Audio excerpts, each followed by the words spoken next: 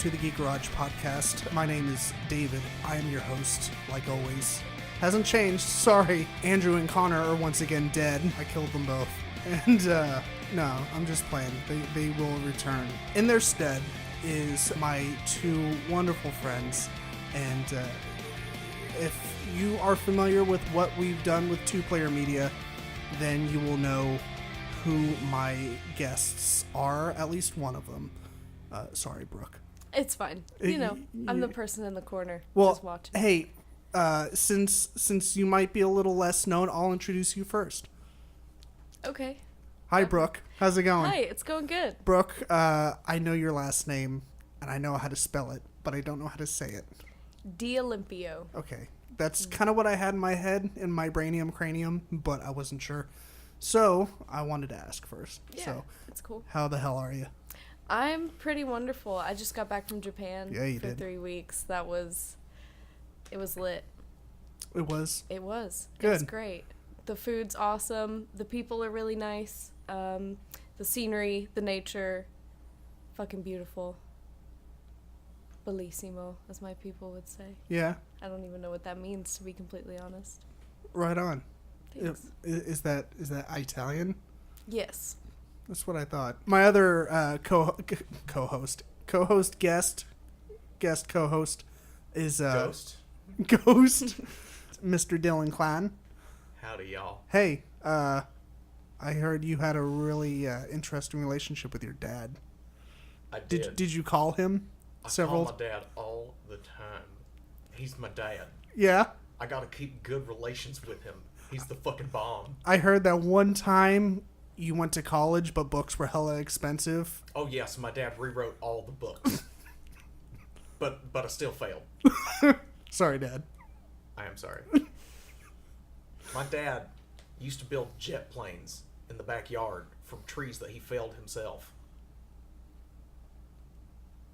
It's pretty fantastic. Anyways, so right now we are going to do our intro segment that we usually try and do, called Nerdy News Updates. Nerdy news update. Update! Who wants to go first with the Nerdy News Update? Nerdy news update. I saw the new teaser trailer for the Black Panther. Yeah, you did. I did. It was so great. It was pretty cool. I was pretty entertained by the trailer. It was had my heart a pumping. No, not really. I mean, I don't get too emotional over teaser trailers, but I was pretty impressed. A lot of times you have the general public looking at comic book films, and they see a character as the character is in representation through today's society. What I think is really interesting, though, is how it seems so far through this trailer that they're going to go pretty solid to the original Black Panther story when the comic books originally came out in, I think, the 60s, 70s. Sounds about right. Something. I'm really not knowledgeable on the timeline of when comic books started. I know a lot of them started in the 60s and 70s. I mean, the easiest way to think about it is that, I mean, he's called the Black Panther. That's obviously a very energized term, and it goes hand in hand with the Black Panther movement that was happening at the same time. But it's really interesting to see how, like, well, how do you have an African superhero? What is he doing over there? We don't have any African superheroes. Like Shaka Zulu, is one of the last times that you really hear about like a great African hero so far as like American schooling is concerned or anything like that. But it delves into the idiom that it's not where a person is from that their worth is obtained, that kind of thing. I like it. I think it's pretty cool. I also really like the dude who plays Black Panther. He's a handsome fella. Hey, Brooke. Yeah. What's your nerdy news update? So E3 is going on right now, or has been going on. I think, maybe not. I mean, I know that it's either soonish or I know it's this month. So One thing I am for sure of, though, the new Kingdom Hearts 3 trailer. I think it's like the official like orchestral trailer, but it has been 12 years since Kingdom Hearts 2 came out, which was, I mean, it's a solid game series, you know. Us fans have been begging for Kingdom Hearts 3 for so long, and they've just been, you know, throwing us like BS games, you know, Right. for like the phone and the DS, which I still eat up because I love the franchise. But the graphics are amazing. Like I've seen a screenshot from it, and it looks pretty great. it's mind blowing, and they're gonna have Tangled in it and a bunch of new worlds. I think there's like rumors of Big Hero 6 being in it. Nice. Maybe Atlantis. I don't know if that one's been confirmed or not. Okay. But I'm excited for new worlds because Kingdom Hearts 1 and Kingdom Hearts 2 had a lot of the same. And then, you know, in Kingdom Hearts 2, I think you like revisited each world twice. So it'll be cool to finally be able to do something different than just like Alice in Wonderland and Agrabah. Right. Well, that's cool. I'm excited that you're excited. I'm also excited for myself because I might play this one. It seems like Lindsay would really like it because she enjoyed the first one, and with updated graphics and more worlds and stuff, more stuff to choose from. That would be awesome. Looks real cool. Yeah, right on. Cool. Well, my nerdy news update is it's not really an update because we've known that it's regarding the Defenders series on Netflix. Of course, it's Netflix's version of the Avengers, where we're going to have Luke Cage, Jessica Jones, Iron Fist, and Daredevil all together, and they're calling it the Defenders. Whooping ass. Yeah, taking names. And but my update is, like I was saying, isn't really an update. The trailer has been out for at least a couple weeks, maybe a month or so. And but I'm just super excited because it is getting really close. I think it's maybe next month, July or August, that it comes out. I think it's August. But I'm really excited, and everyone else should be too, because if you haven't seen any of the Netflix iterations, the Daredevil is a good place to start, because I think everyone would say objectively that Daredevil is probably one of the best ones, especially when it comes to the choreography and the fighting and everything. It's pretty crazy. I would agree. It's pretty thorough. Yeah. I'm excited for Defenders more so than I was for Agents of S.H.I.E.L.D. I feel like it's going to be a little more of kind of a gateway for people who aren't fans of the comics to really get a feel for the Marvel world. S.H.I.E.L.D. does a pretty good job of introducing people with powers and that kind of thing, but nothing really lasts on that show, which is one reason why I didn't really watch it. Characters come in and then die off real quickly. But I feel like with Defenders, there's a hope for, like you said, an Avengers kind of feel where the team only gets bigger and grows. Yeah, as it people definitely. with powers are discovered. Yeah, I mean, I haven't heard about them adding any more characters to the four existing characters, but I'm sure they haven't ruled it out. And there was something else that I was going to say. Oh yeah, I guess the Agents of S.H.I.E.L.D. show takes place kind of in the same quote-unquote universe as, the MCU. So apparently, Netflix's, their stuff takes place in the kind of the MCU world too. But, I mean, it's not part of the MCU, obviously, because Netflix owns them. So, yeah. So, yeah, I'm just excited for the show because... seems like it's going to be awesome, and I've thoroughly enjoyed all four shows that we've gotten so far. Iron Fist was decent. It was more like melodrama than anything. Like, he had to spend like 3 or 4 episodes convincing everyone that he was Danny Rand when he came back from Kunlun. He was like, "What do I have to do to convince you fuckers that I am Danny Rand?" And he just had to punch his way through, and then all of a sudden everyone was like, "Well, I guess he's Danny Rand then." So, all right. Yeah. So Can only saith be his one. mighty Iron Fist. That should be his porn name also. Iron Fist. And he should exclusively do one kind of porn. Mm-hmm. And that's, you know what I'm gonna say. Oh yeah. Hand jobs to other dudes. All right. I was gonna say extreme fisting. Yeah. I'm glad that took a different turn. Surprise twist. Twist. What a No, twist. you don't want a twist from Metal Fist. Anyways, should we get into our topic for today? Yeah. Let's get into it. All right. Well, for episode 12, we're gonna be talking about music. Yay! For the first.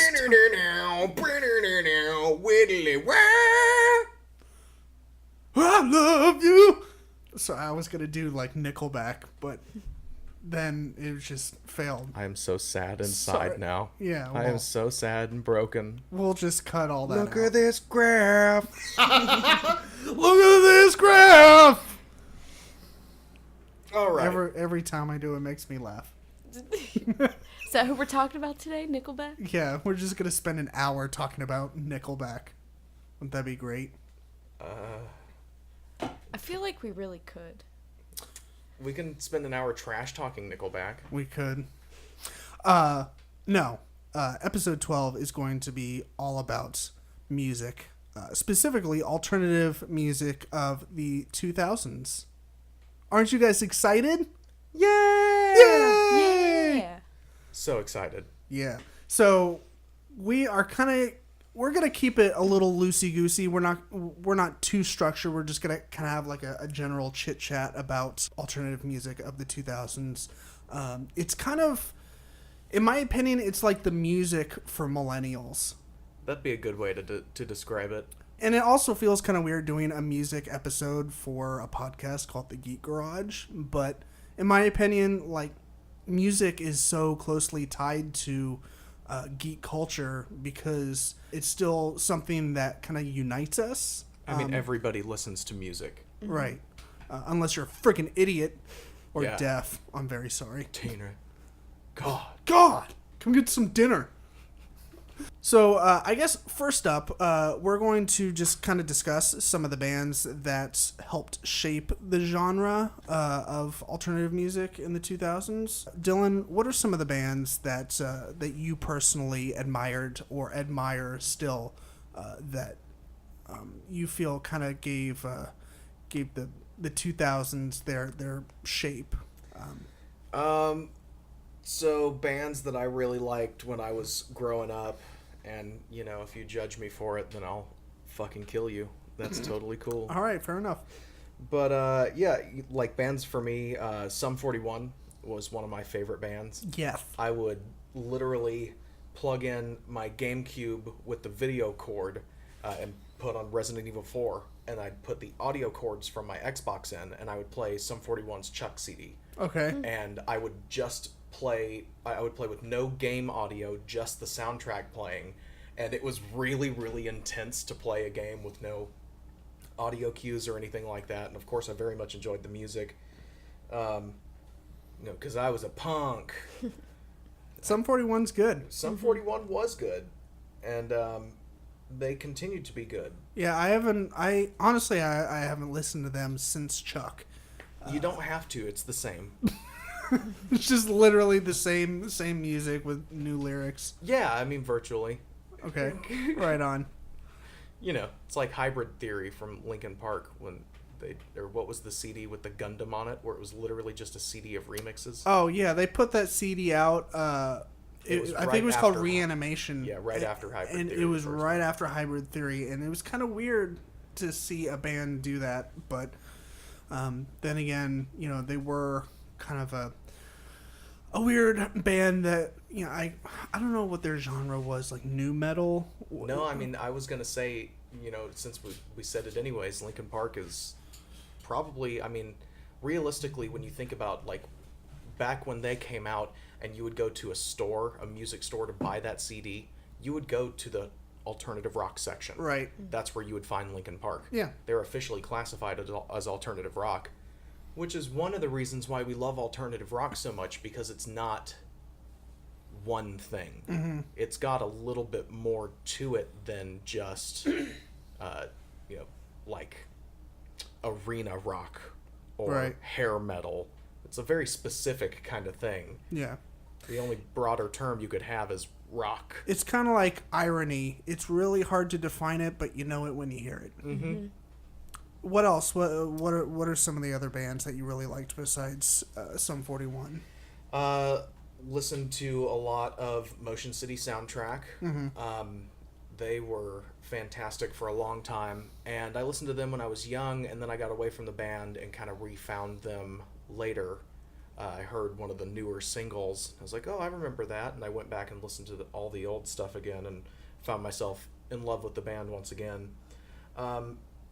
If you say that you didn't at some point in time, or I don't know exactly how to say this, Fall Out Boy.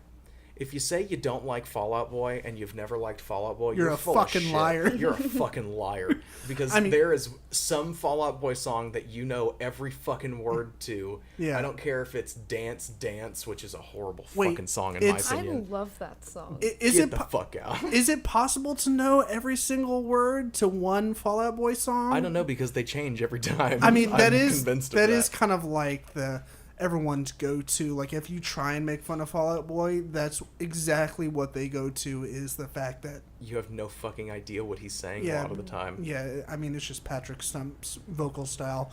And we have a little bit more to talk about with Fall Out Boy, because it's kind of one of the bands that the three of us really enjoy. They're like they're like a I don't know, a if this were a book, Fall Out Boy would have its own chapter.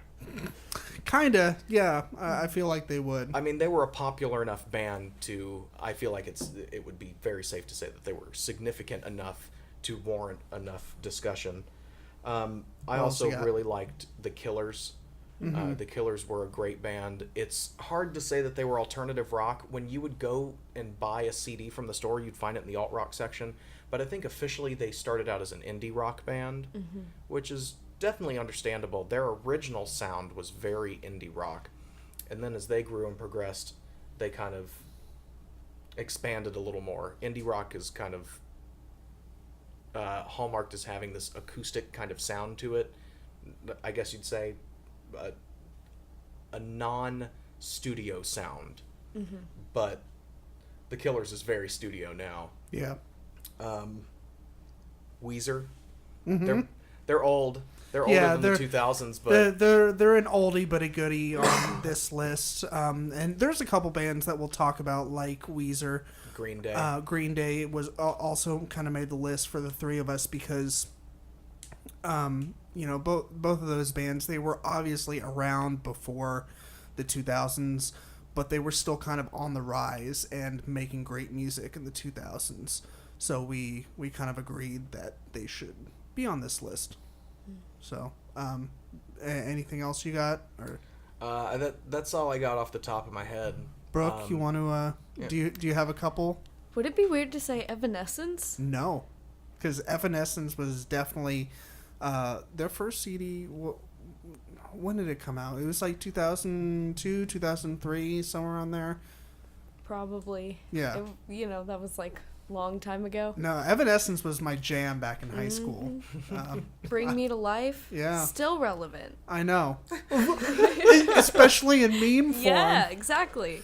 Which is totally weird, but not really in the meme world, because memes like bring to life old stuff for whatever reason. I don't understand. Like the video memes, if you want to call it that, of the shooting stars, the memes where those fucking got me like every single time. And like I was like, this song is kind of catchy, and so I Google like the meme or whatever and trying to find out who the band was, and the band is called Bag Raiders. And so I looked up, like, that song was on an album in like 2011. So that's a solid 6 years ago, if you can't do math. And I was like, why the fuck is this a meme now when this song came out like 6 years ago? So yeah, memes are weird. I don't know how we got on the topic of memes. Hey, did I mention that I have ADD and I totally derailed your train of Memes trump everything. Memes over everything. Actually, let's scratch the whole music episode and just talk about memes. What are some other bands? All American Rejects. Uh-huh. The Killers, like Dylan said. I Yeah. loved All American Rejects. Green Day. My alternative music taste was a little later in the game, like more towards 2007 to 2010, I guess, with things like, let's see, Bring Me the Horizon, Yeah. Escape the Fate, Breathe Carolina. Yeah, like, those screamo bands, the From first to electronic last. screamo, the hardcore bands. Yeah. Yeah. I also have some things to say about hardcore and screamo bands because they hold a close place in my heart. It's just nothing gets your aggression out like listening to hardcore music. especially when it's mixed with techno, so you can dance Party. and Party be metal. sad at the same time, you know? And just take off all your clothes. Party metal is my favorite genre. Party metal, That's what I've always called it. which would be what Breathe Carolina. No, I would say Enter Shikari is a party metal band. I thought you said they were ungenreable. Undefinable genre is what they are officially listed under, David. Okay, well that's my Christ. bad. Fuck face. God, I know I have the word fuck written on my face, but you don't have to keep saying it. All right, Red Dragon. Fuck face. You have to call me Nighthawk. Well, you have to call me. Fuck wolves. Is it Dragon? Yes. Yeah. Okay, I was just about to say Dragon or Dragon Lord or some shit. I've seen that movie enough to be able to know that, so I get an F for the day, as in fuck you, David. You geriatric fuck. Oh, that's so funny. Last time I heard that, I fell off my dinosaur. Ooh. No, that's a quote Getting from the real movie. tense. So, David, what are some of your favorite bands?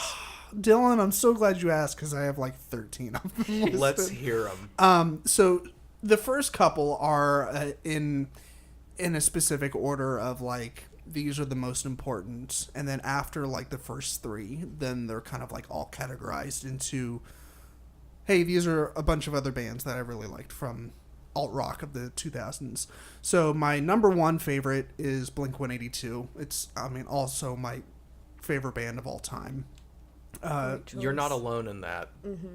I mean, Not to say that Blink-182 is my favorite band, but I know a lot of people who Blink-182 is absolutely their favorite band. yeah, it's not just like, oh, I think Blink-182 is like the best band of all time, and I don't listen to any other music except that.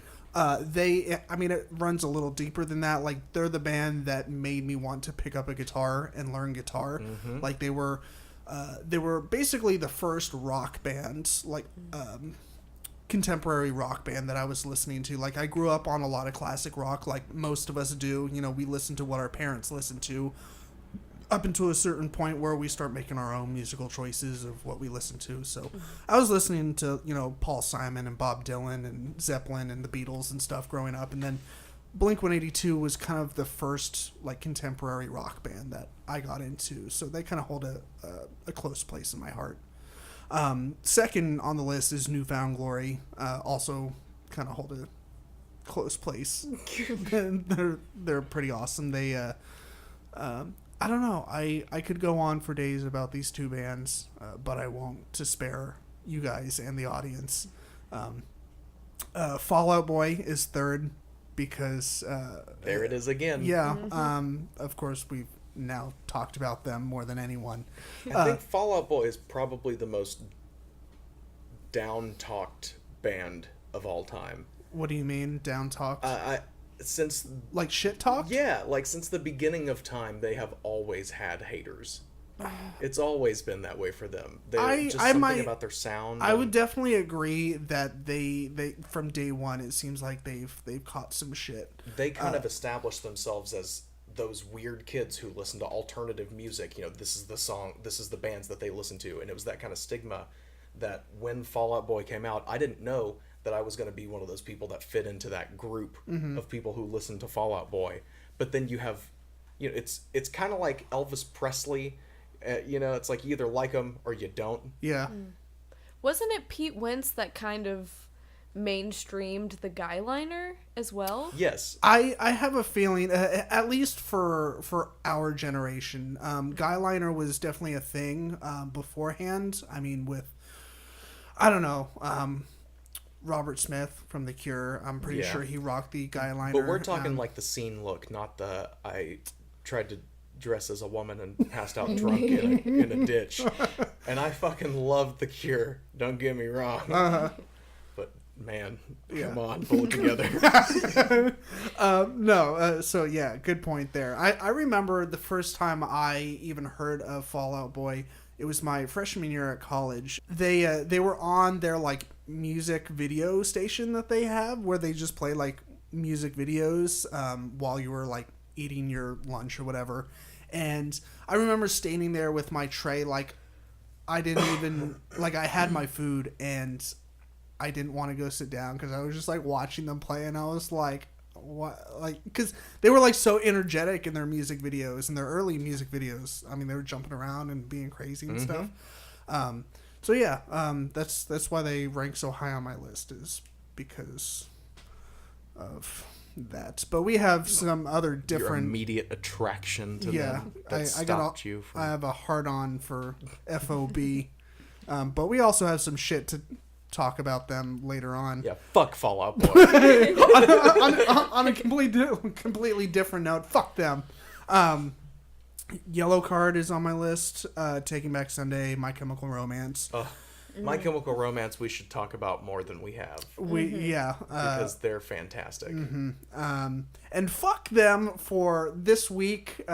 This could have been my nerdy news update. They kind of teased not a possible reunion, but I can't remember if it was Gerard or... It was Gerard. Was it? Okay, so you know what I'm talking about. Yeah, He was like, we haven't ruled out the possibility of having a reunion, and then everyone went nuts. Like, don't fucking toy with our emotions! Well, earlier this year, for the anniversary of the Black Parade. Yeah, they fucked with people then. Yeah, they loved it. They loved that. Yeah. I haven't listened to that album. The one where they re-released it and everyone did all the covers. I listened to the 21 Pilots cover of what was it, Cancer? Do you know what I'm talking about?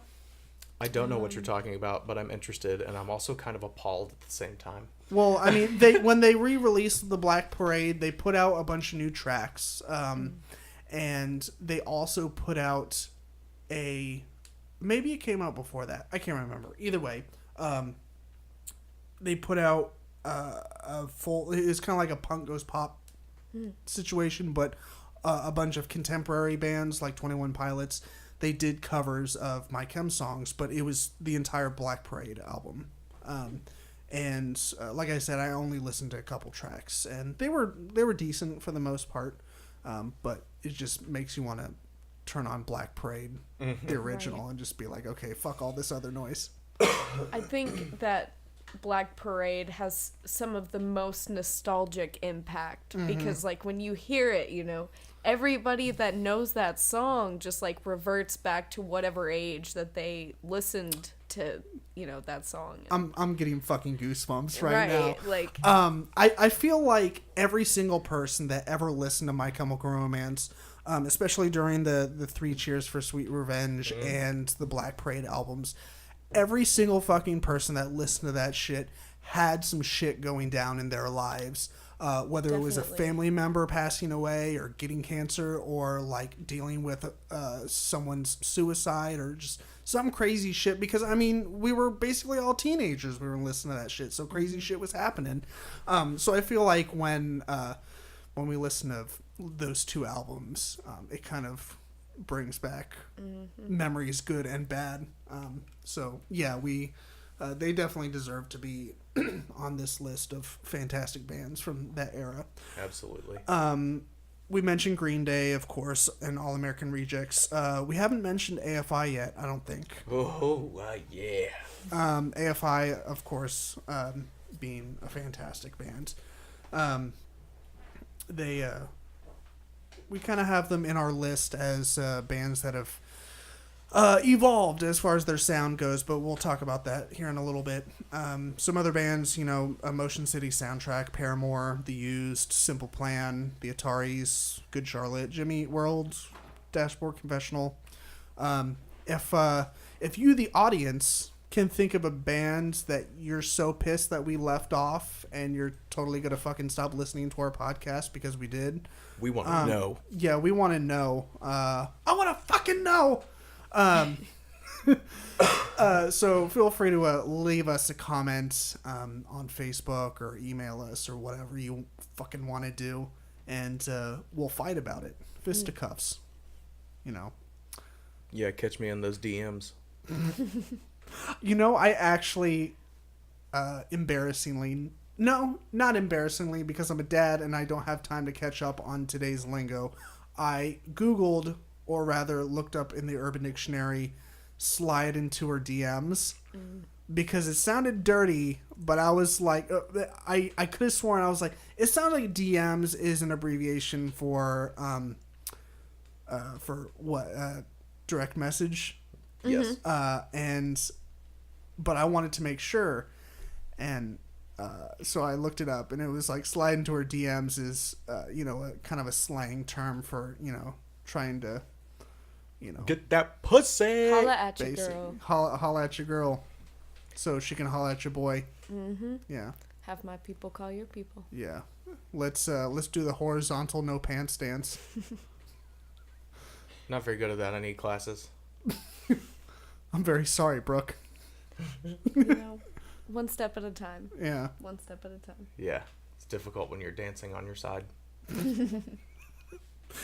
Anyways, should we move on to our next talking point? Yeah, are we gonna praise or shit talk? What do you think we should do first? Should we at work? At my work, we do this thing called one bad and one good, and we talk about one bad, and then follow it up with one good. So we kind of leave on a good note. So let's shit talk first. All right. We can talk about bands that have either sold out or evolved to the point where no one listens to them, or at least have a different audience. So where do you want to start with that? Because we definitely have some bands in mind. Fall Out Boy. To be fair, we were like preteens to young teenagers and stuff when that first came out. Mm-hmm. So now it only makes sense. You were a young teenager. Young adults Youngin'. included. But Brooke I feel is definitely the youngest of all of us by a 10 a years? fair age gap. not 10 years. Well, you're about 10 years younger than David. Fair. About 5 years younger than me. What, you're 21? 20. 20. Okay, so yeah, On 11 my years. way up. What are you doing drinking all that booze? Oh my god. Get that fucking beer out of your hand. If they can't see it, it doesn't count. I'm just kidding. Police. There's Yeah, no beer here. Whatever police are listening.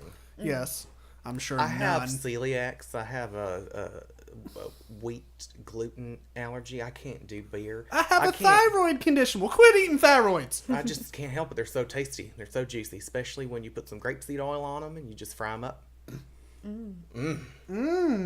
Tasty. All right, let's shit on some bands. All right. So let's go ahead and discuss Fall Out Boy since it's kind of fresh on the brain since we spent like 15 minutes praising them. So let's talk about how with their newer stuff and especially their new single. Have you guys heard it? Their new single? No, I kind of avoided it like the plague. Yeah, you didn't. You're not missing much. That's what I heard. In their defense, to play devil's advocate for 2 seconds, they came out with a statement a few days after they released it, saying that it's not a 100% accurate representation of the rest of the music on their album. I was like, thank God, because this is garbage. So yeah, it's. I mean, if you haven't heard it, you can go listen to it, make up your mind yourself. I myself am not a huge fan of it because I love electronic music, but knowing where Fall Out Boy has been and what they used to sound like, it's hugely disappointing to see them going in this direction. And I totally get that a band has to, quote unquote, or wants to evolve and change their sound, because we all evolve as humans, and what we listened to 10 or 15 years ago might not be what we listen to. Like, everyone fucking listened to the Spice Girls. But I mean, I'm not jamming out to their stuff now. Thank God. I miss Ace of Base. I still rock out to some Ace of Base. I do. Yeah. I saw the be sign. totally I real. opened up my eyes and I saw the sign. No one's gonna drag you up to No. get into the life where you belong. Yeah, exactly.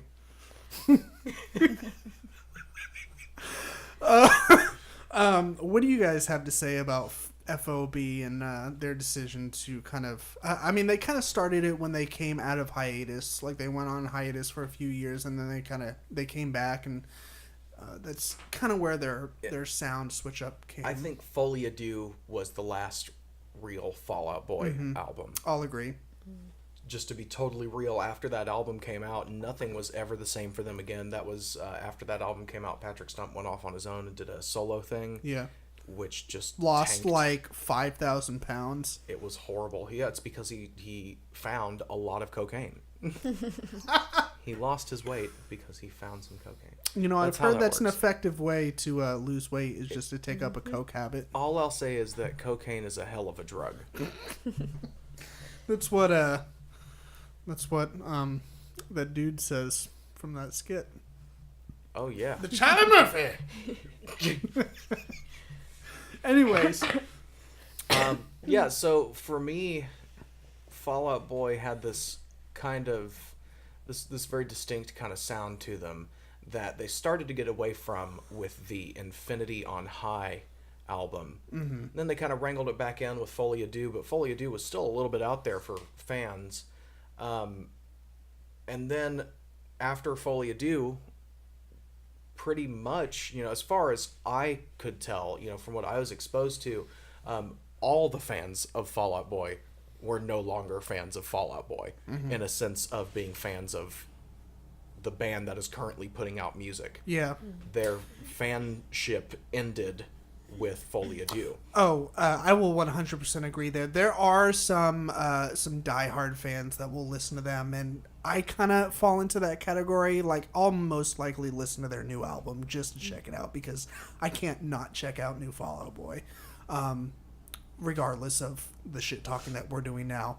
But Oh yeah, we still love Fall Out Boy. yeah, I went to go see Fall Out Boy live. I think it was about a year to a year and a half ago, and Wiz Khalifa opened up for it. That was pretty fucking great, because as soon as he came on, they might as well just been pumping weed through the air filtration systems, because every fucking person started lighting up in that arena. Goodness.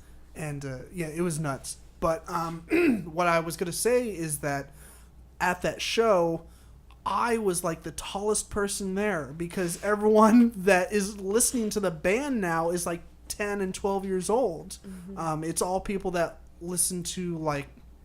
When you went in like and top gave 40. them your ticket, did they ask you if you were chaperoning?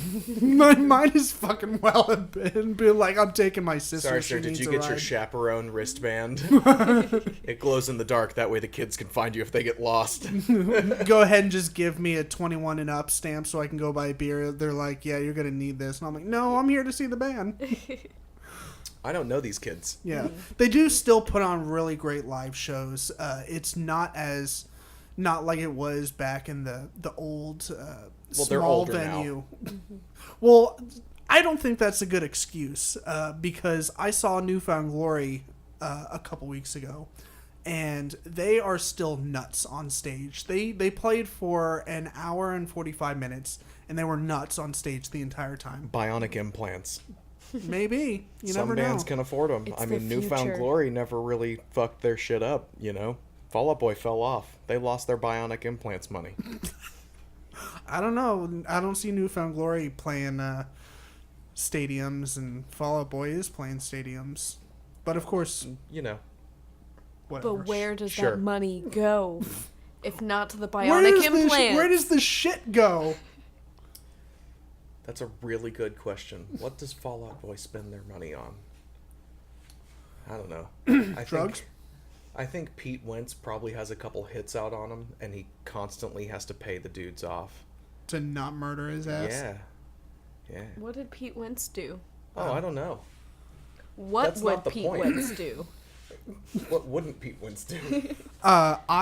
When Fall Out Boy put out the album Infinity on High, and then they put out the live album after that, I bought that live album, and it came with a bonus DVD, and of course, like a nerd, I watched it. And it was basically just a bunch of like B-roll footage that they filmed while they were touring and stuff. And part of the coverage was when they were touring with Blink-182. And as a prank, Mark Hoppus, the bassist of Blink, he stole Pete Wentz's bass guitar, like his really nice The one black with the and heart red one. and wings on it. Yeah, with that fucking emblem on it. Sam Ash exclusive, And, $399.99. Really? Yes, Nice. circa 2010. Okay. So it's probably not still available. No, it's probably still there in the same place I saw it. I'm going to Google that. But as a practical joke, he threw his bass into the fucking ocean. While like they were playing it, I don't think it was Jones Beach. It might have been somewhere similar where the stage is basically on the beach, or on the water, and you're facing the ocean or the lake or whatever it is, river. And he was like, "Hey Pete, I got your fucking bass. Here you go fish," and just fucking chucks it in the river. So there's That's that. beautiful. Yeah. It was That's pretty funny. beautiful. Yeah. So, who else do we want to shit on? Do we want to spend some time shitting on Linkin Park? Yeah, we can shit on Linkin Park a little bit. I loved those guys when I was growing up. Hybrid Theory was the bee's knees. Hybrid Theory was Meteora. great. Meteora. Even Minutes to Midnight was tolerable. Minutes to Midnight was where they started to lose their flavor. And Agreed. then Mike Shinoda quit. And Did he? Mike Yeah. Shinoda. Was he the? he was the rapper. But he's still in the band, isn't he? You know, I don't know if he's in the band currently, but there was a point in time after Minutes to Midnight where he quit and he started a side project. Can't remember the name. Well, I know back in the day his side project was Fort Minor. Fort Minor, yes. But they only had like one album, I think. Right. So that was like they put that out like either before or after Meteora. It was back in the day when they put that out. But that album was awesome. It was after Minutes to Midnight Okay. that the first Fort Minor CD came out. I don't know if it was that late. Because the first CD that they put out also had the first single that came out for them. The Where'd You Go? I Miss You So. Uh-huh. That came out 2007, 8? That was Linkin Park. No, that was Fort Minor. Oh, Which okay. was Mike Shinoda's side band. Yeah, I don't know how factual that is, but I do believe he left the band for at least a while. But for me, Linkin Park definitely went downhill after Minutes to Midnight. They lost the same sound that they used to have. Chester, the lead singer, had a lot of health issues that came up that really inhibited his screaming, I guess you'll say. Screaming. Okay. Do you think that's why he doesn't really do a whole lot of it anymore? Oh, definitely. He had, if I recall correctly, he has the same back condition that my dad has. But that makes his stage performance a little bit more difficult. And then he also had chronic stomach ulcers that were a real issue during the early CDs, and then really came back to hurt him after Minutes to Midnight. And that's old information. I could be getting that Sure. crossed up, but I'm pretty sure that's what the story played out to be. He just wasn't feeling too great, and I feel like the music kind of suffered for it, which isn't his fault. Mm-hmm. It's just that's the way things go, you know. If you're going to be a full-time musician, everything that you do has to go into your music. Yeah. And if you're not feeling 100%, your music's not going to be 100%. Yeah, there still are like hardcore Linkin Park fans that will still listen to them, but they I feel like them they fall under the same category as Fall Out Boy.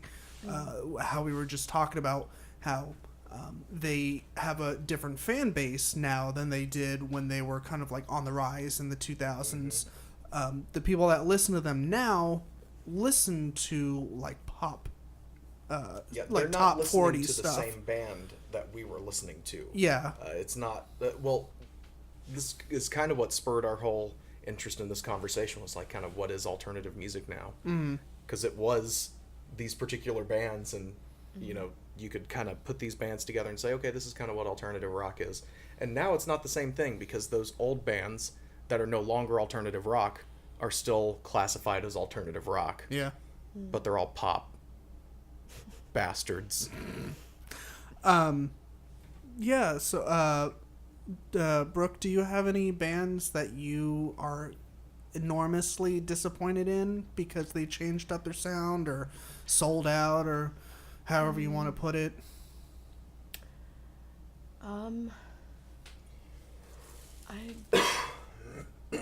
I don't really know. That's cool. I haven't really kept up with it very much. Like I said earlier, Green Day, but I don't know too much about them nowadays. Like, I haven't really kept up with it. Yeah, they I wouldn't say that they've changed their sound a whole lot. They really have I mean, they've got,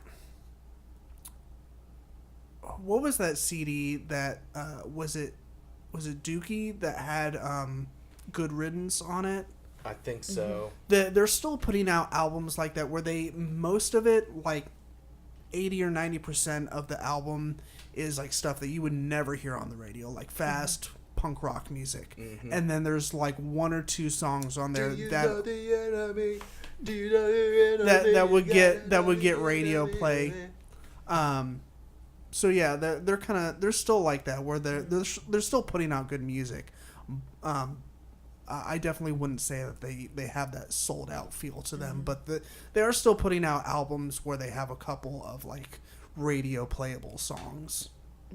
So I think for Brooke, it's really more that she's disappointed that they don't put out radio quality material, at least in the sense that they did with American Idiot, when we had 6 singles off one album, something like that.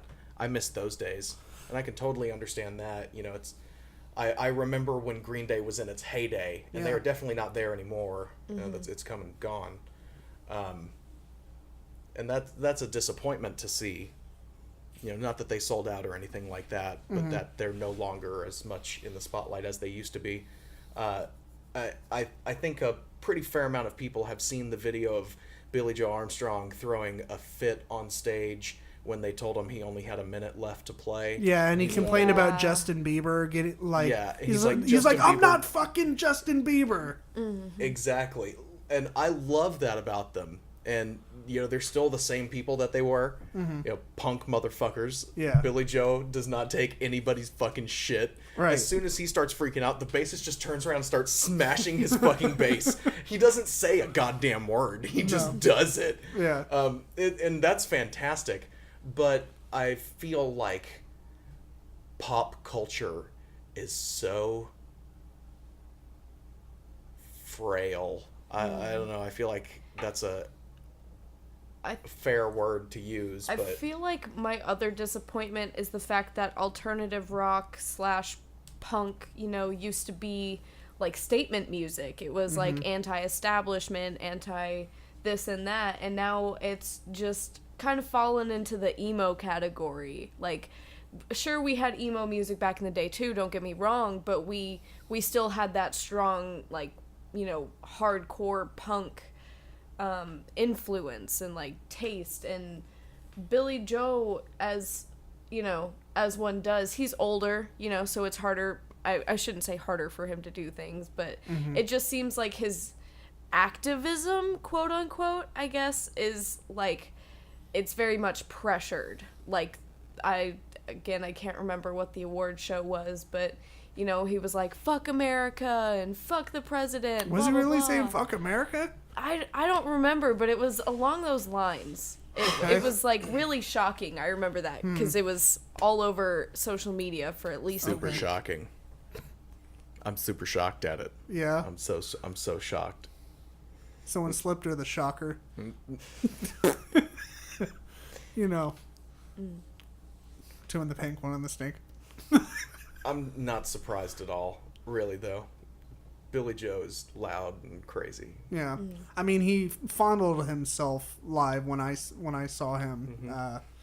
Were you at that show as well? I was not at that one, but I Okay. had friends at that one.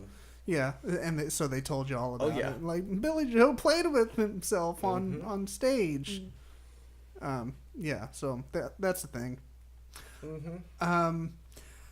Let's see. Well, we shit on those two bands. What? Shiny Toy Guns. Okay. Yeah, I barely remember Shiny Toy Guns. Shiny Toy Guns had, oh man, I guess 2 CDs, something like that, Yeah. as far as I can remember, because I stopped listening to them. Their first CD, as far as me and my group of friends were concerned, their first CD was fantastic. It was really good.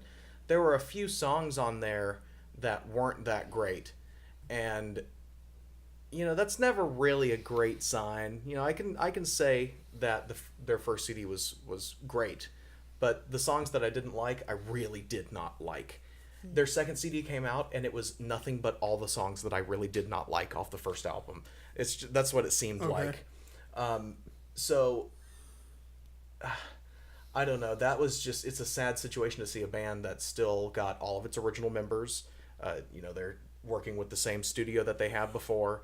They're just, I don't know if it was that they got the chance to explore what they were really going for after their first CD, and what they were really envisioning as a band was too weird, or if maybe they just got a little bit weird when they went back in for CD 2. But it was very, very disappointing to be such a fan of this new band, and then to have this CD come out. I paid cash money for that CD. Okay, like, Do you still buy CDs? This is totally I off actually do topic. still buy CDs. I do too. I don't do it often because I'm poor, but when I have feel money you. to spend and there's a CD that I like, there's a band that I like, if I find a CD, I will buy that CD. I usually end up having to buy all mine on Amazon because there's nowhere that carries CDs anymore. Like Target sucks. All they carry is like pop and country stuff. And it's then all shitty. Or yeah. like Christian CDs or Yeah. audiobooks. yeah. And then Best Buy, every time I Oh go my in god, there. Best Buy selection was terrible the last time we went. Yeah, it's just one small rack, Yeah. front and back. Like It used to be like shelves and yeah, shelves. it used to be like multiple rows, which still wasn't great, but most of the time I could find what I was looking for. I like to go to McKay's to try to find stuff. Yeah. I know that not everybody is familiar with McKay's because But it's, they it's here. fucking should be. If you But- live in the Nashville area, you should get yourself acquainted with McKay's because one, it's a great place to buy stuff. Like if you're looking, a geek, it is where you need oh yeah, to be. yeah. If you're a fan of like places like The Great Escape and comic book shops and places where, like, if you're a fan of Media Play, if you can remember Oh, Media fuck, Play, yeah. where it was a mecca for multimedia nerds. For God's sakes, they carried like musical instruments and stuff. Mm-hmm. But they had like it's based. That's what McKay's is. But some of it's new. Most of it is used. What they carry. And You go in, you can trade your shit in. Books, you can buy books, CDs, vinyl, tapes. I funded my music birthday a instruments. couple years ago with shit that I sold. Like, I literally had $0 to my name for my birthday, and I was super depressed. So I just rounded up all the shit that I didn't need anymore, like books, movies. I don't think I brought any CDs because I refused to sell any of my CDs. And I just sold it and walked out with like $120. And I was like, fucking awesome. I have an enormous collection of empty CD cases. I just can't. I'm like a hoarder. I can't get rid of them. And I actually got rid of like over half of them recently, like 200 CD cases that I Wow. tossed. And I don't know. I like. I'm gonna be that way forever, like people are with vinyl. They're like, "Oh, I love vinyl. It's the Oh, crisp, yeah. clean sound." I don't give two flying fucks. I just love CDs because you can break them, you can throw them like a frisbee. I grew up with them. I can. They sound much better in your car than Oh, yeah. than Spotify does. Oh, yeah. I mean, Spotify isn't bad by any means. I mean, Spotify is totally fine to listen to. But CD if you is better than an auxiliary cord. yeah, Hands down. I mean, because there's no digital compression going on. So yeah, that's a thing. Just a big fan of CDs. But Yeah. McKay's, if you get a chance, if you're a Nashvilleian or you live nearby, go there and give them a look for any of your geek needs, including music, which is really nice, which is kind of why we do this episode. There's because- totally a free plug for McKay's. Yeah, oh, I mean, definitely. like they need I have it. a coupon in my pocket for it's a voucher for Yeah. when I traded in last for $1.93. I guarantee you I could get like 4 CDs on $1.93. Probably. I mean, it's probably like Bach Hootie and the and Blowfish. Yanni Yeah. and Enya. It'll be CDs that I don't Hey, want. Enya is a classic. Enya will never go out of style. No, No. I don't know. All right, so we've all said a bad one. So let's talk about good ones. Yeah. Let's talk about good bands. That bands that have kind of stayed true to their sound. Bands that you never got tired of. You could say that as well. Okay. Brooke, do you want to start? She doesn't want to start. You need a second to think. I mean, the Killers. Okay. You know, like even if, again, I don't know when the last time they released an album was, but I feel like their music is just something that can carry over through generations. Like everybody knows the lyrics to Mr. Brightside. And you know? speaking of memes that are using old material, all the Mr. Brightside memes that you see, like, I mean, that song is a fucking classic. Like, I don't care who you are. That song, when it comes on the radio, you are obligated to turn it up to 11 and then rip the fucking knob off. Yeah, that's how I feel about that song. But that was the only Killers album that I really cared for. Like, I bought Sam's Town, which is the album after Hot Fuss, and that was fine. That it had I forget which track it had on there that I really liked, but I really liked Hot Fuss a lot Hot more. Fuss is probably my favorite album. Was it Hot of Fuss theirs. or Hot? No, Hot. I was gonna say, Hot is it Hot Fuzz Fuzz? is a movie. Hot Fuzz was the Simon Pegg movie. My bad. I got when Hot Fuss came out, I went to the record store to buy the CD, and Like you do, yeah, because back when they were putting out their first album, Tower Records was still Yeah. a thing. Virgin Records Superstore was still open in Times Square, Yeah. which it no longer exists, and Rest that is in so peace. sad. Rest in peace. Right. All let's take a moment of silence for all record stores. All right, that's enough.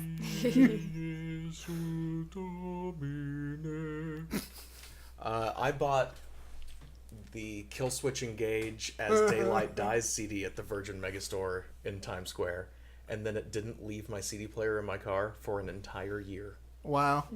Loved it. It was great. So, what were we talking about? Brooke was talking about how she revered the Killers. Yeah.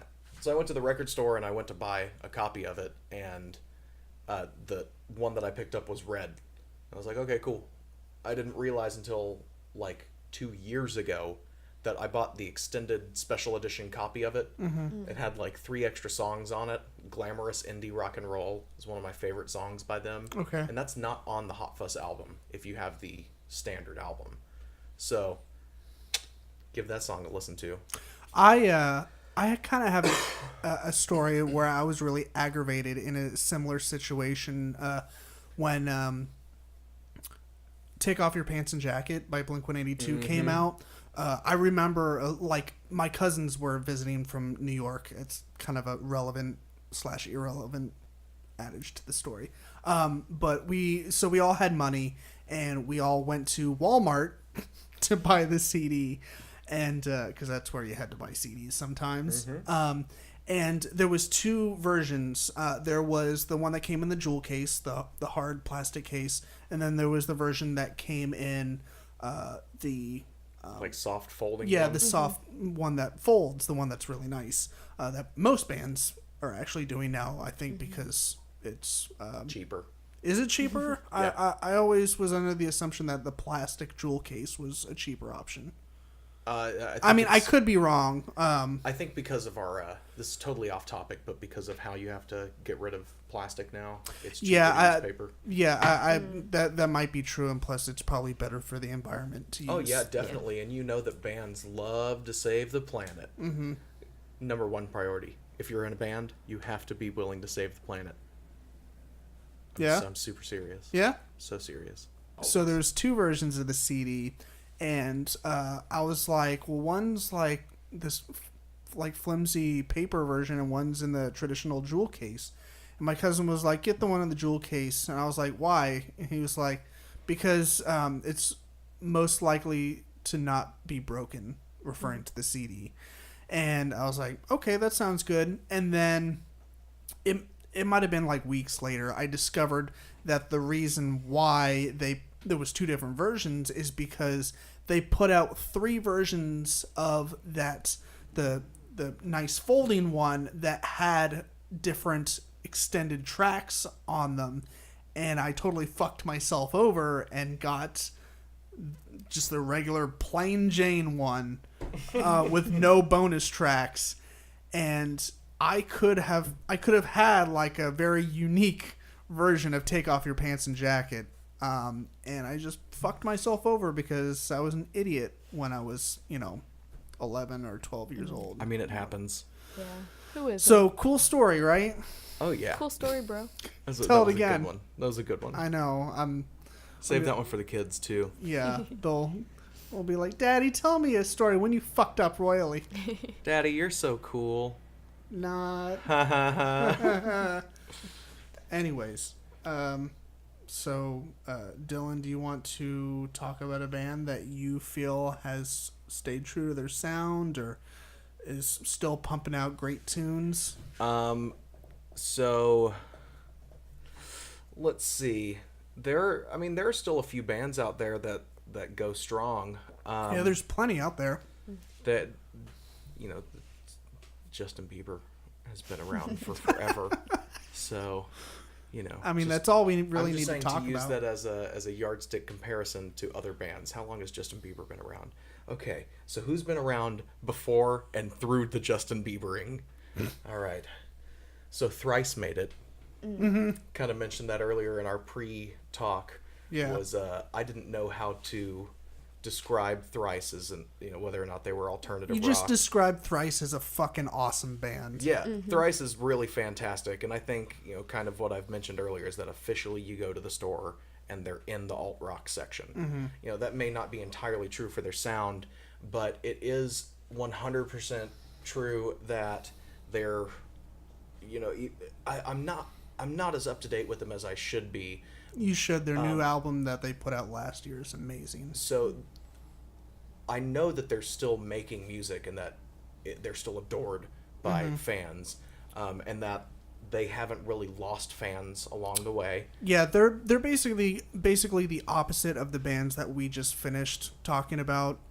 Sorry to cut you off. Oh no, it's okay. I mean, it's just you talking about this stuff. I mean, it makes you excited. Yeah, they're the exact opposite. Like, instead of losing fans and gaining new ones because they switched up their sound, they didn't necessarily like keep their same sound. I mean, they've changed a little bit, but they haven't changed so much that they're a totally different sounding band now.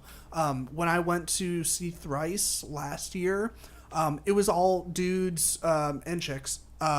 Like 30 years older and over.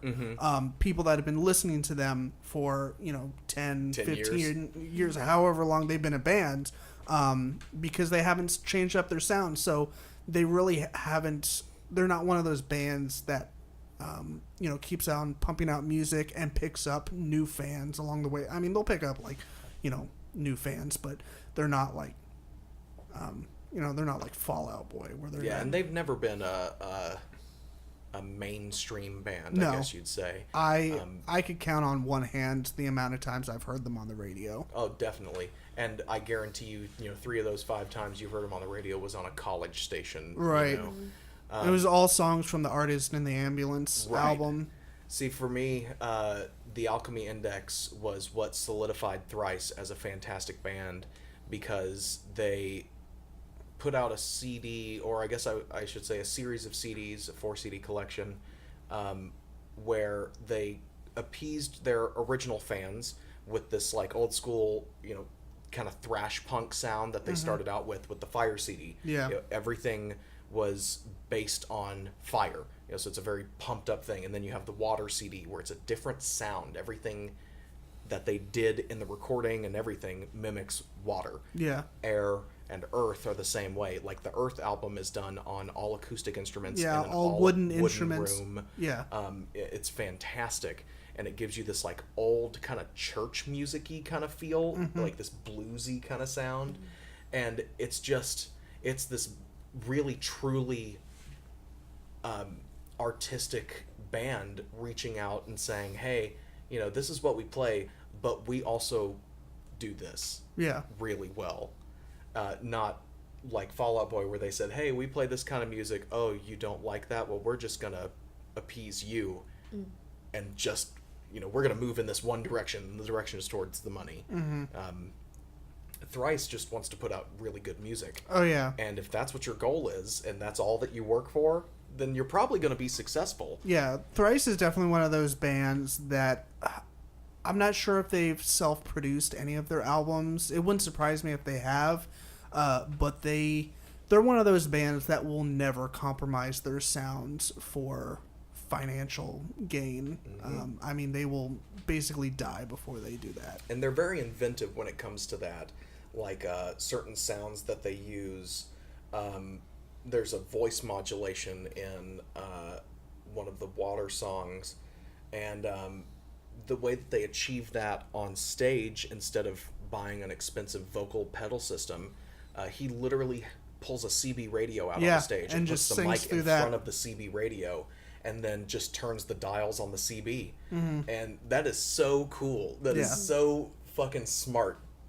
So I just really have mad respect for that band. The first time I saw them live, it was at Rocket Town, and their latest release was the Alchemy Index. I think they actually just put out the Alchemy Index, the CDs 3 and 4, and it was awesome because they opened up with one of the songs off of their new CD, and the CD had been out for like 10 days, and everyone knew the words already. And this was like digital era, sort of. It was in the MySpace era. You still had to go out and buy a CD if you really wanted to hear it whenever. Right. So for everyone in the audience to know the lyrics already, it was pretty amazing. But I remember when he pulled out that fucking CB radio. And achieving that sound from the album, everyone just went nuts, including me. It's Digital Sea is the song. Yeah. Such a cool, thoughtful. I don't know. I very much admire them. Yeah. Really good, strong musicians. A lot of tenacity there. What do you think, Brooke? What's one of your favorite bands? Did we just do her? Did we? What did you say? I said the Killers. The Killers. That's right. Okay. So how about you, David? Oh, fine. Oh, sorry. Go ahead. What do you got to say? I was just gonna bring up Panic at the Disco. Yeah. But And we also didn't talk about Paramore. that's true. Yeah. But what is your favorite Yeah. that you want to talk about? Well, I mean, Brooke just mentioned Panic. They've changed up their sound a little bit over the years, but we were kind of talking about this before the show. The Death of a Bachelor album that they just released. I guess it was about a year ago. It's probably the closest to some of their original sounding stuff that. Is that the one that that has we've This heard. Is Gospel on it? No, Oh, it's not. that's the album. This Is Gospel. Oh, is that? I haven't. I caught think up that's with the. them I'm for a pretty sure while. that's the name of the. That's the second to last album. That Right. they It was the one released. before. Yeah. Is Death that of the a one that's Bachelor. got Emperor's New Clothes on it? I think so. Because that's like the tie-up to. The Emperor's New Groove. I don't. Cusco's poison for Cusco. But yeah, Panic's great. They, we were talking about seeing them live before we started the podcast. I say they, but it's really just Brendan Urie and friends now. His backing band is amazing. He actually has a brass section where he has people playing like horn and trumpet and stuff. Hell yeah. Because he has a couple songs that have, brass instruments in it. So he has those fuckers up there, and Brendan, he plays guitar, he plays piano, but of course he also has a backing guitarist and bassist and drummer and stuff. But of course none of those are original Panic at the Disco band members. It's basically just Brendan Urie, and for some reason or another he just decided to keep the name Panic. That's what everybody knew. Yeah. That's true. That was kind of with one of those weird things with Blink-182. When Tom left the band, I want to say quote-unquote left, he had his weird moment where he decided Blink-182 wasn't a priority. And they were like, well, fuck you, Tom. We're going to do it without you. And a lot of people were upset that they were going on without him. They were like, if you're going to bring in Matt Skiba from Alkaline Trio, which is another band we haven't mentioned, what we should have, when they brought him in, they were like, you should just call your band something else. But in my opinion, that, especially with the music that they released on the California album, they definitely made a good choice sticking with the Blink-182 title, because otherwise it would be a Blink-182 ripoff band. Right. So you listen to California, right? I listened to a couple songs off of it, but I haven't listened to the whole album. It's fantastic. The overwhelming majority is that it's their best album that they've put out in a long time. Of course, they took a really long hiatus too, and they came back with their Neighborhoods album, which was okay. It obviously had way too much Angels and Airwaves influence in it, which really upset me, because that's what I was kind of afraid of when they reformed the band. And I liked Angels and Airwaves just fine. Right, and I did as well, but they're not Blink-182. No. It's a different band. Yeah. So when I first found out that Tom was not going to be a part of the band, I had my reservations, but for the most part I was optimistic, because I was familiar with Alkaline Trio, and obviously Blink-182 and Alkaline Trio, their runs as bands kind of were parallel. Yeah, they parallel each other. Yeah. So obviously they were pretty close. So I wasn't worried that it was. I didn't think it was going to sound any worse than Neighborhoods. So when they put out fucking California, and that's the name of the CD, is fucking California, or else it should be.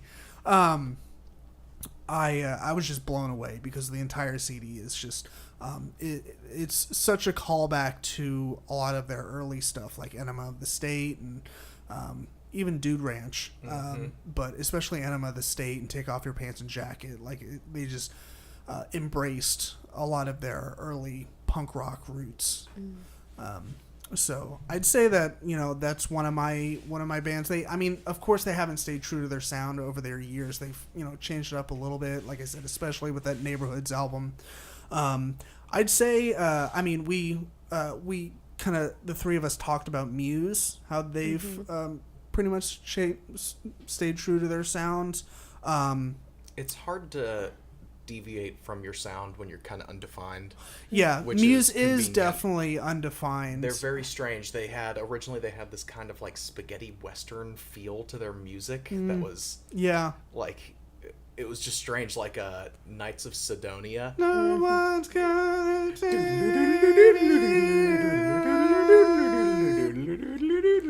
like such good music, and then they had like a kind of contemporary pop single with Starlight, and of course that's older stuff, but all of their newer stuff is still in that same vein. you hear it and you're not questioning what band it is. You're like, oh, is this new Muse? Right. Fuck yeah. Yeah. So- I love those bands where like you hear just like a 2 or 3 second clip and you're like, oh, this is a fucking Muse. So yeah. For one of my favorites is probably Newfound Glory.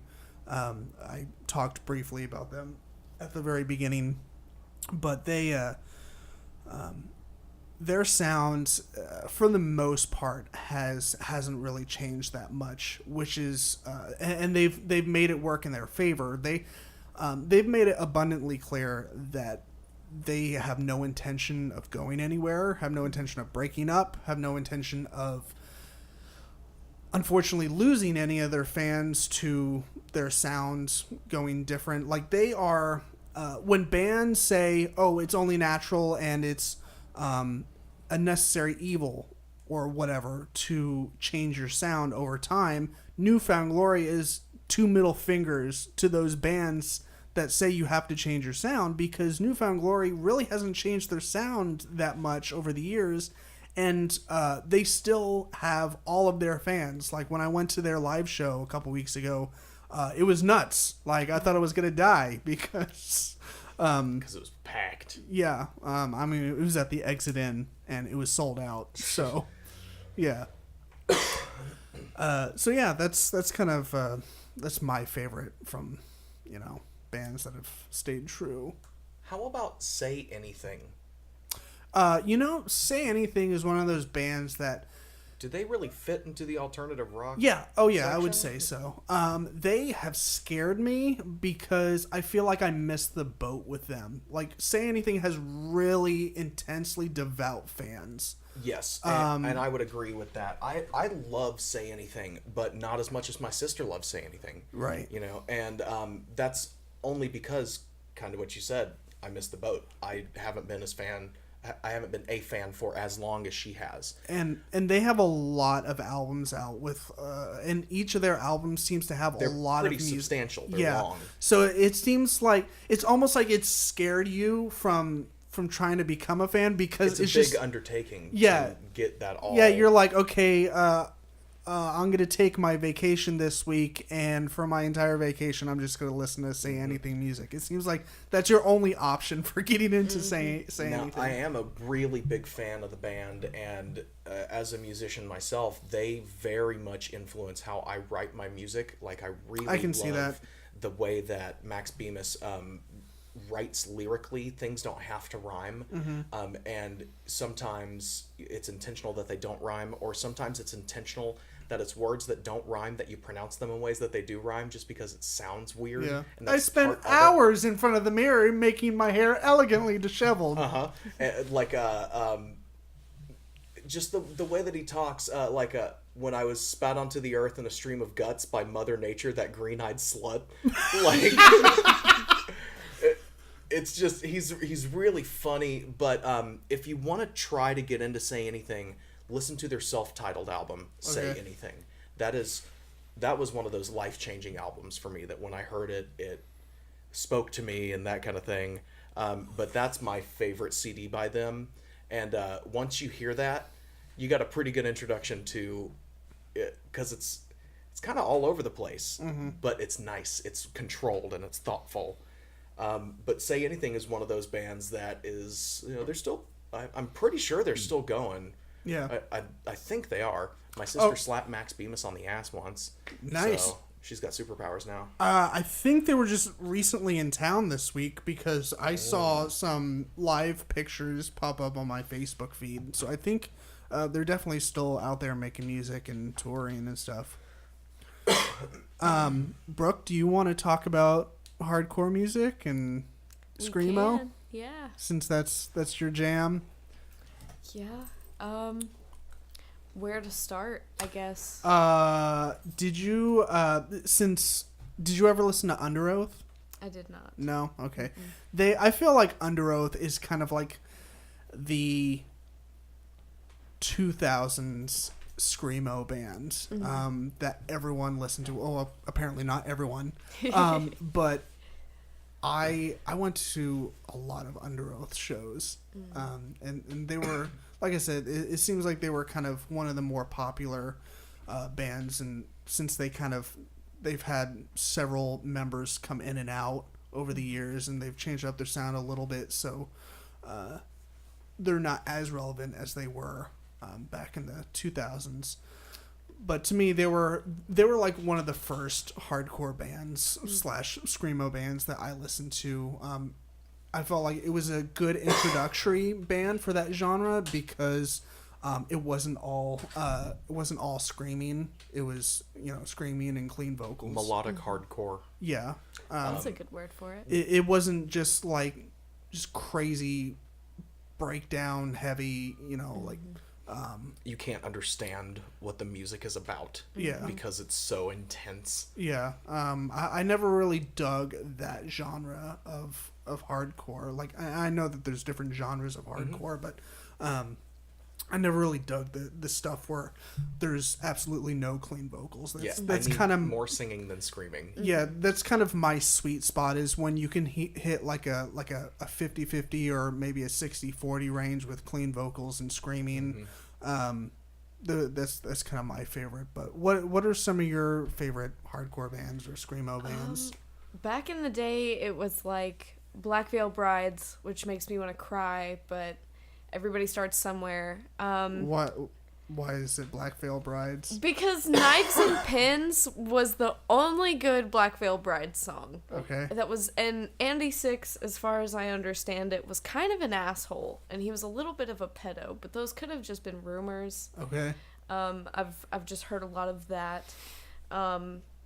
There was Bring Me the Horizon, which I loved, like, even though it was a little more screaming than what I'm normally used to listening to. Yeah. It was still something that I just listened to all the time. They're amazing live. Like, I've never sat down and listened to Bring Me the Horizon, but they open up for A Day to Remember, which is probably my favorite hardcore band. And they opened for them a couple years ago here in Nashville. And so that was the first time I ever saw them live, first time I ever listened to them.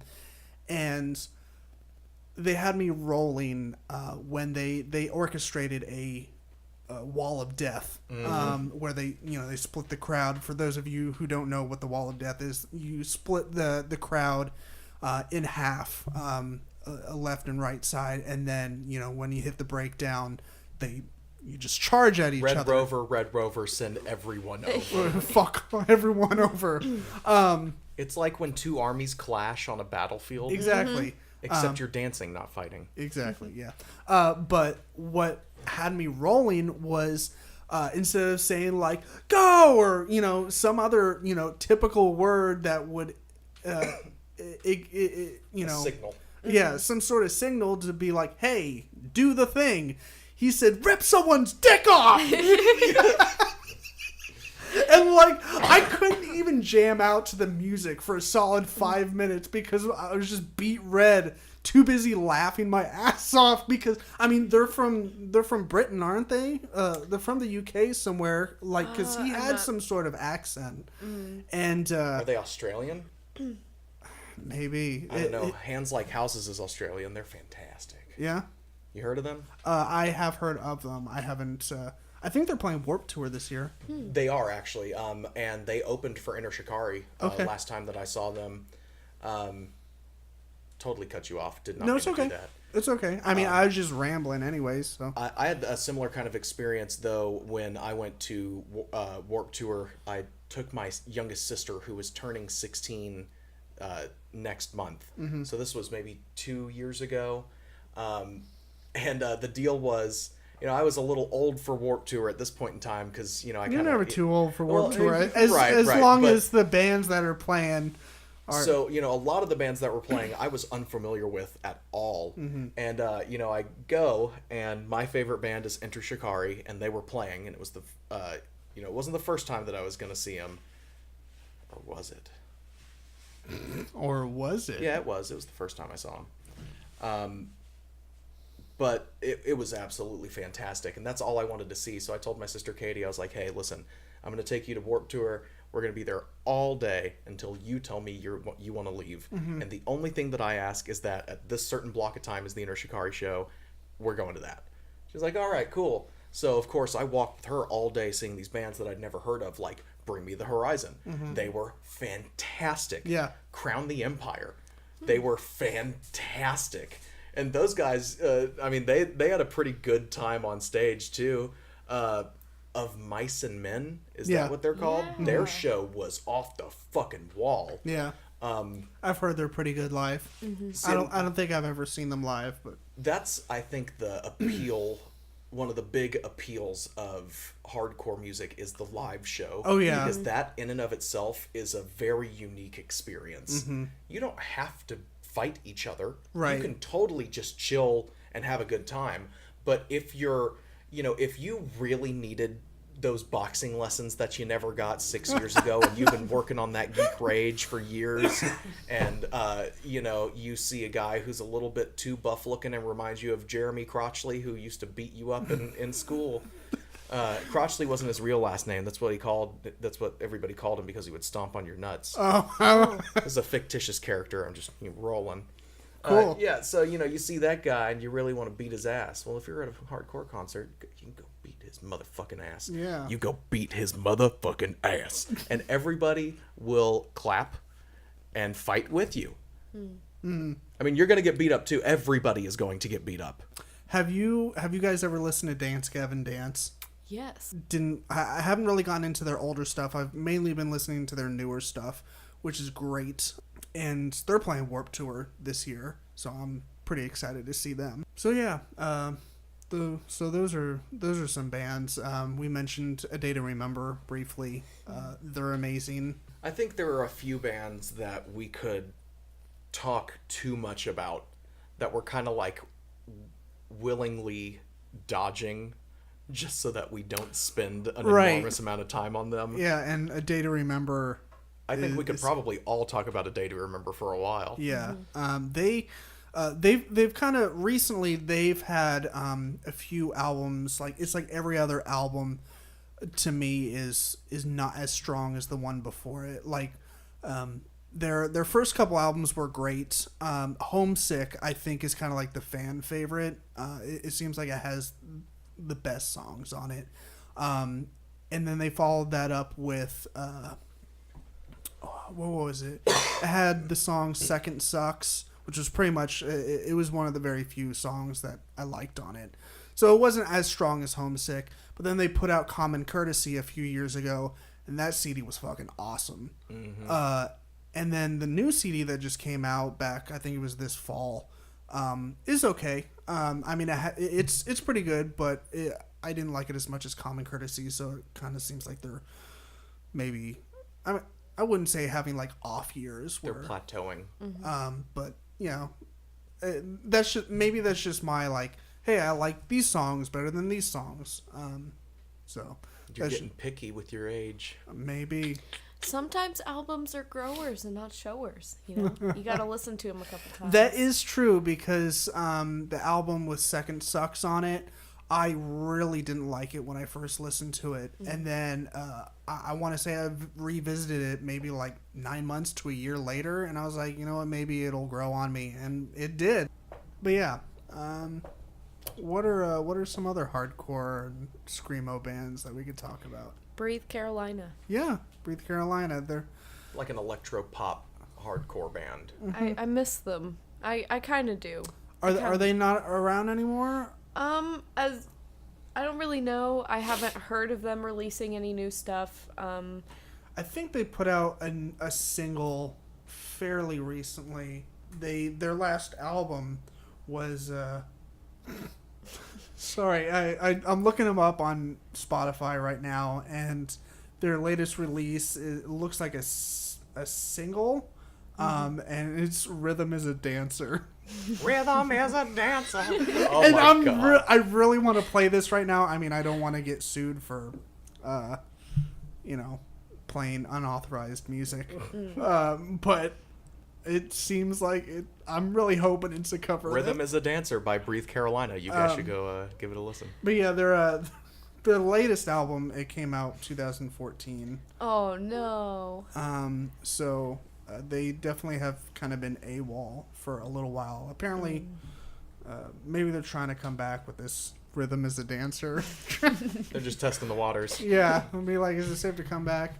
I mean, it's pretty popular for bands to do that because, you know, they have kids, they get married and stuff. And but a lot of these bands, they like take their families on the road with them. Like New Found Glory, most of them are married, and I want to say most of them have kids.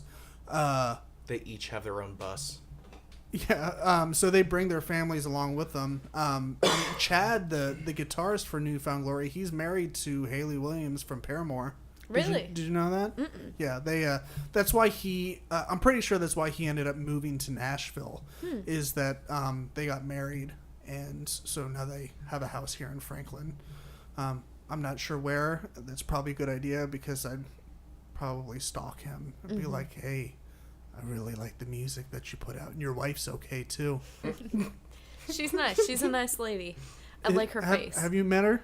No. I wasn't sure if you were speaking from experience or not. No. I'm sure she's super nice. I mean, in passing, she's nice at least. Mm-hmm. In passing? Yeah, I mean, I met her very briefly Okay. at a show. Cool. They weren't playing.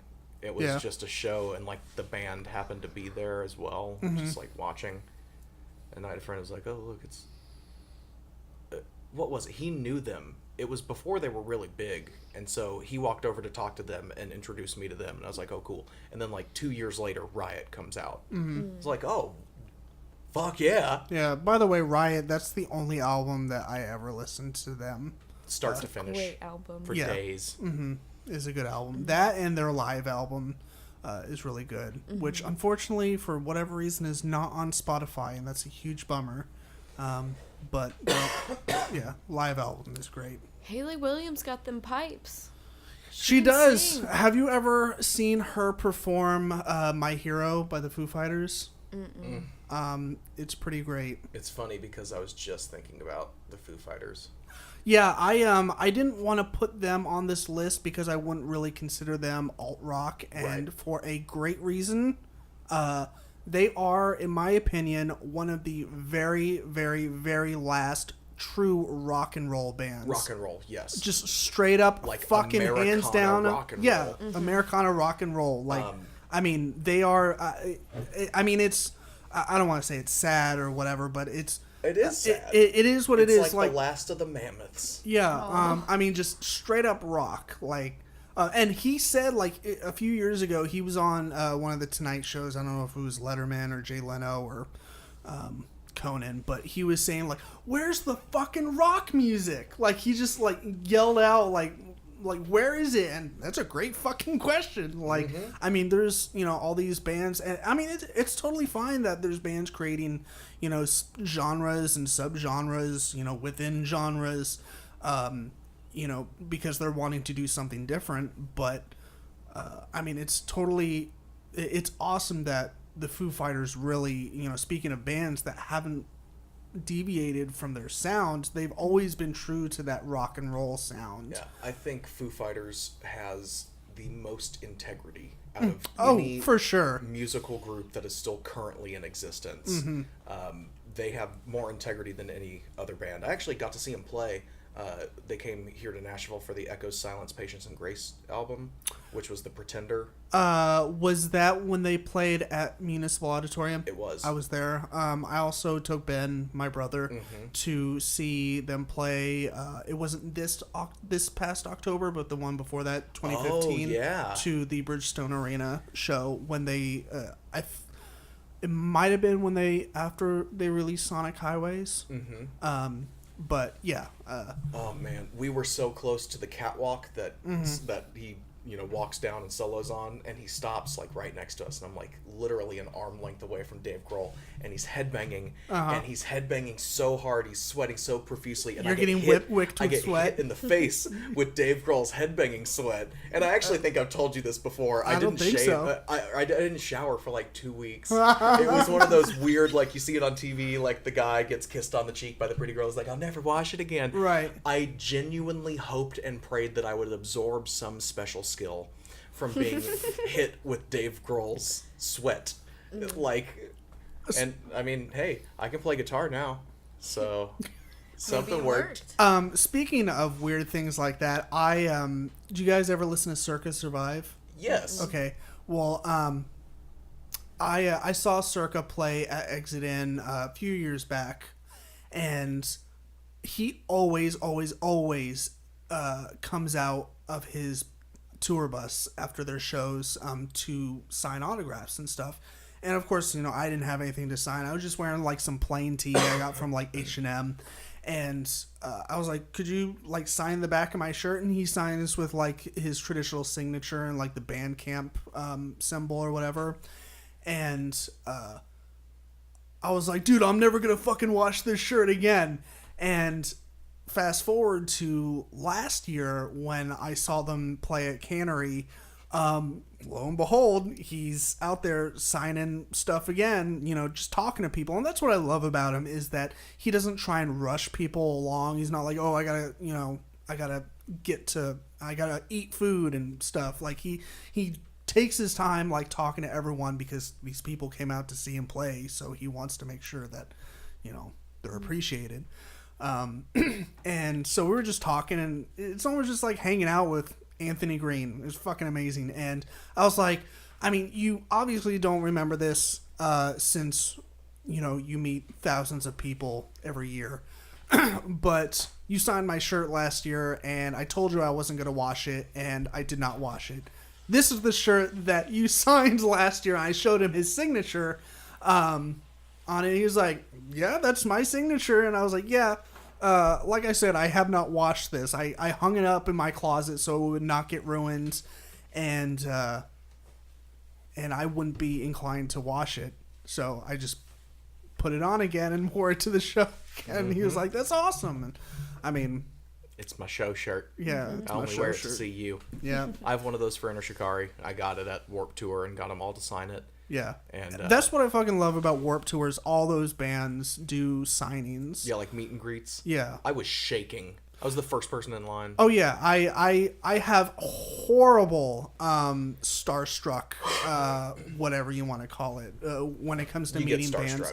Yeah, like I can't think right. Like I act like a 14-year-old girl meeting Justin Bieber. Like I am ridiculous. Like I'm like. Like you're so amazing and I'm stupid, and so but that's always been one thing that I really liked about Warped Tour, is, you know, a chance to see all the bands that play. So yeah, what else we got? We want to touch on anything else? Is there anything you can think of? I don't have anything itching at my brain anymore. I got most of them out. I mean, we've covered a lot. There was one band, when you started talking about hardcore, for me, my introduction to that kind of scene was a band called Our Last Night. I don't think I've ever heard of them. They were never huge, you know, they were never like a really big, prominent band, but they did put out several CDs, and their CDs are very consistent. They're all really good. Okay. The coolest thing about the band was that when they came out, the oldest member of the band was 17 years old. The youngest member, the screamer, was 13. Jesus. And he's got this, like, you can tell on the first CD that he's young, but it makes no difference. Mm-hmm. He still has a lot of power in his vocals. The band is still working today, and their original songs that they put out are very reminiscent of their old school stuff, which I loved. They played the best breakdowns out of any band I'd ever listened to. They were my favorite breakdowns. But what they also do now to kind of keep their name out there, because they're not full-time band members or musicians. They do other stuff. So what they do in the meantime is they do a lot of really inventive covers. Okay. And some of them are hardcore covers, some of them aren't. But they do, like, their cover of Dark Horse by Katy Perry is fucking phenomenal. It's how the song should have been originally. And it's even got the rap in the center, but it's all screamed. And these guys have that perfect balance of singing and I'm going to have to check them out. Very good. And it's all the same band members from when they started. Okay. And it's just like 10 years later. Cool. Yeah, the screamer and the lead singer / guitarist are brothers. So Okay. you can tell when you watch the old videos and you watch the new ones. It's like, oh, they're all grown up together. Look at them, they're just doing so good. Yeah. Just doing music for the fun of it. It's pretty cool. I like to see that. Yeah, it's nice when bands either like, they take some time off and reunite, or like they have different members come out and then, they have original members, come back in. It's always cool. And then, when they pump out new music after that and it kind of takes you back to, the early days of the bands, that's always nice when it works out like that. So, well, since it seems like we kind of run out of things to talk about, I mean, we could blabber on for hours, about this shit, but for the sake of our fans and listeners' sanity, we'll burn out rather than fade away. Burn out bright, motherfucker. Yeah, straight up. I'm gonna bust your speakers out, bitch. Yeah, go listen to some awesome alt rock from the 2000s now. Hopefully we've inspired you to revisit some old bands. I know that I'll probably be listening to some of this shit tomorrow at work. So, Oh yeah. well, Brooke and Dylan, it's been so nice having you on, and it's taken way too long to get you guys on the podcast. Well, thank you for having us out and keeping your Absolutely. patience with us. Yeah, Oh, thank you. Yeah, For fans who don't know, we live in Murfreesboro and David lives in Hermitage, and we all work wonky schedules. So. yeah, and so do Andrew and Connor. So, in case you're wondering why they're not on the podcast sometimes, it's because if we were to all wait to where the four of our schedules would align, it's like waiting for the stars to align or to talk to a pretty girl. It's only Yeah. conventions. It literally went at conventions like and maybe that's only 3 because times we a year. schedule it that way months in advance. Yeah, so that's why it's taken 12 episodes to get Brooke and Dylan on here. That's also why Connor and Andrew are not on every episode. So I have to kind of have guests on and in their stead. But hey, this has been really fun. Yeah, it was a we're lot of definitely fun. gonna yeah, come back. I'm very glad that you were able to make it, and I honestly couldn't think of anyone greater to chat about music with. That's fellow what David and I's musicians. conversations have always been about. Yeah. Pretty much. That's like our biggest thing that we have in common is that we really are very passionate about very similar types of music, if not the same music. Yeah, and when I talk to Andrew about music, it's almost like talking to a brick wall. I mean, he loves music, Andrew does love music. but it's like Phantom of the Opera yeah, and Andrew Disney. likes Disney movies and show tunes. And Yeah, he doesn't listen to like Blink-182 and Andrew doesn't listen Yellow Card. to music in a sense that he turns on the radio and hears bands he likes. Andrew listens to the music that is provided him through other media. right. Which is totally okay because Andrew knows movie scores very well. He Yeah. knows video game scores and that kind of thing. But Andrew doesn't like, rock and roll. Andrew still loves Bon Jovi, which there's nothing wrong with that. But Andrew likes Bon Jovi, So Andrew wouldn't have a difficult time talking about 2000 Rock. Lemon on a pear. Lemon on a Pear, yeah. Yeah. All right. Well, like I said, thank And you Connor so much. likes Nine Inch Nails. So. Nine Inch Nails is awesome. Yeah, I mean, Connor has a very strange taste in Eurobeat. Connor listens to a lot of Eurobeat. To say that Connor has a strange fascination with anything is an understatement. Connor's just a fucking weird guy. Connor collects people's eyeballs. That's It something that wouldn't not many of you surprise knew me about him. if like he had a place and he was like, "Hey, come check out my new place." And this is the place in my new place where I keep people's eyeballs. Yeah, this is the sex dungeon. No sex, just Just a dungeon. Just a Eyeballs. dungeon. But we call it the sex dungeon. just for aesthetic purposes. It's more appealing than dungeon. All right. Well, like always, you can check us out on our official website, geekgaragepodcast.com. You can find all kinds of neat stuff. Like you can listen to our podcast episodes there. You can read about, blog posts that we've done. And you can also find all the social media links there. Or you can go to facebook.com/Geek Garage Podcast, or find us on Twitter at Geek Garage Pod. We're on Instagram, where sometimes we post silly photos and then all kinds of other shit. Also, if you happen to be listening, know that we now have a store. So if you want to show your support monetarily, you can go buy shit with our logo. We have a brand new logo that I just did. It's kind of has like a Back to the Future and Dirty Dancing vibe to it at the same time. It's like basically 80s retro feel. Fantastic. Yeah. Have you guys seen it yet? I don't think I've seen it. Okay, well I'll It's show like it a to you. VHS era Yeah, feel. it's I'm pretty proud of it. How it turned out. So yeah, if you want to show your support by buying some of our stuff, that is an option. Like we have shirts and baseball tees, and you can also buy like weird stuff like a tote bag and coffee Pretty quality mug. shit too. Yeah, it's through the Threadless site. It's geekgaragepodcast.threadless.com. You can also find that link on our website. But yeah, I mean, I've bought shirts from Threadless before, and it's great quality stuff. Holds up in the wash great. So yeah, if you're willing or wanting to show your support that way, know that that's an option. So yeah, like I said, thank you so much for tuning in to episode 12, and we will see you on the flippity flop. Bye, everybody. Ciao. Bye, adios.